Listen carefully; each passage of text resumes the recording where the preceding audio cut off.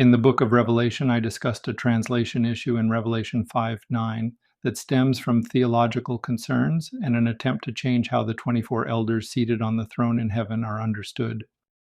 The NASB, ESV, and even the NIV are among the modern translations that alter the text from its original form. This change is intended to detach the direct connection between the 24 elders and those whom God has redeemed by removing or modifying the word us. In the KJV and NKJV, Revelation 5:9 reads, "And they sang a new song, saying, 'You are worthy to take the scroll and to open its seals, for you were slain and have redeemed us to God by your blood out of every tribe and tongue and people and nation.'" The pronoun directly connects what is said to the 24 elders. The ESV and similar translations read, "And they sang a new song, saying, 'Worthy are you to take the scroll and to open its seals, for you were slain, and by your blood you ransomed people for God from every tribe and language and people and nation.'" The issue is the pronoun us. Though small, this change may have a catastrophic impact on how the context is understood. The basis for this change is found in the translations themselves. The justification for removing the pronoun us comes from the chosen Greek text supporting the translations. However, the addition of the word people rests solely on the translator's opinion. In the Nestle-Aland and UBS Greek text, also known as the critical text, the Greek pronoun us, imas, was removed. When we examine the evidence for its inclusion, we find a problem with this decision, and the authors of the UBS and Nestle-Aland violate their own hermeneutical rules by doing so. Let's take a look at the original text to understand this change. There are three primary Greek text families: Alexandrian, Byzantine, and Western. These three families make it impossible to introduce a change in secret into the original text, because there is no way to influence all three families to make the same modification. This is important because when examining the evidence for a reading in Scripture, all the evidence must be considered. That is the general rule for both the Nestle-Aland and UBS versions of the Greek text. In addition to the manuscripts, the context and Greek grammar must also be considered. Given the substantial evidence we possess today regarding the original writings of the New Testament, proper hermeneutical principles can determine the original reading with extreme accuracy.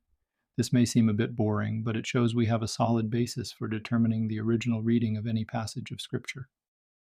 Since we can identify a specific reading of Scripture from the original text, the question arises, why did the authors of the critics' text omit text from Revelation 5:9? We may surmise that their decision to omit it was based on textual evidence in accordance with their own hermeneutical standards.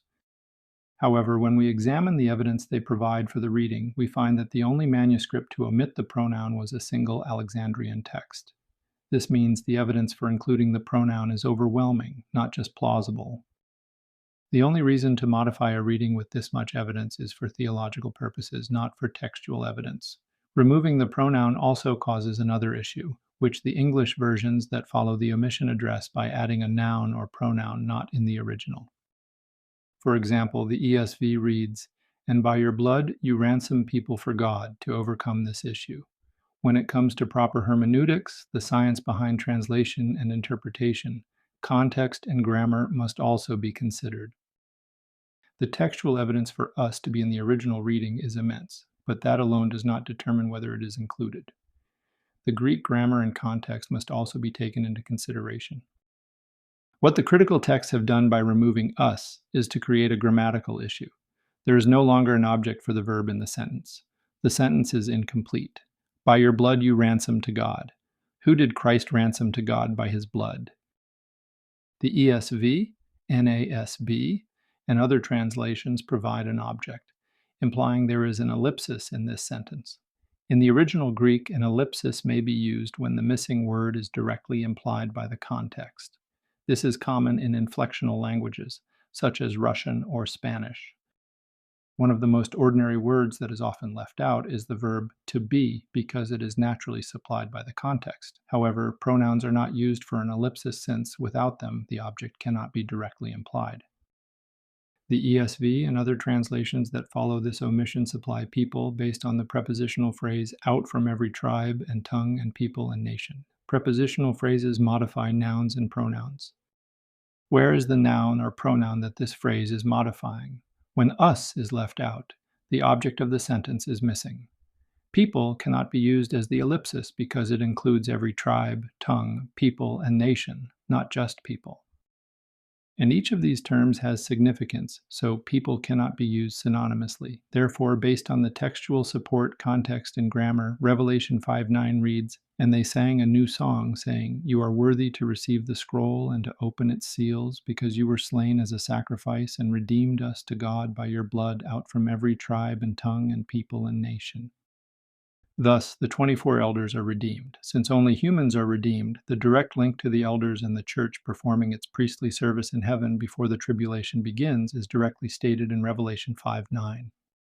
This does not mean we should reject translations that omit or modify the pronoun in this passage.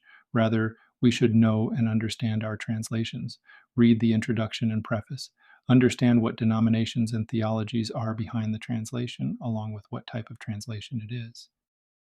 With this knowledge, we may be able to identify the small changes imposed by the translator's theological preferences rather than the original text and make the appropriate corrections.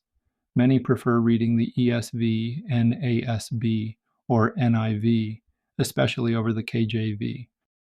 Most people who hold to the KJV as the only proper translation do not themselves comprehend its language, for it is an archaic form that cannot be discerned from modern usage. When the translation is difficult to understand, cross-referencing it with other translations can help clarify matters. However, the best method is to have a good interlinear and to be part of a congregation where the pastor can help you grasp the meaning of the original language, for it is the basis for understanding. Visit www.thechristianlife.org today to explore more grace-filled teachings, Bible studies, and resources that will strengthen your walk in the freedom of Christ.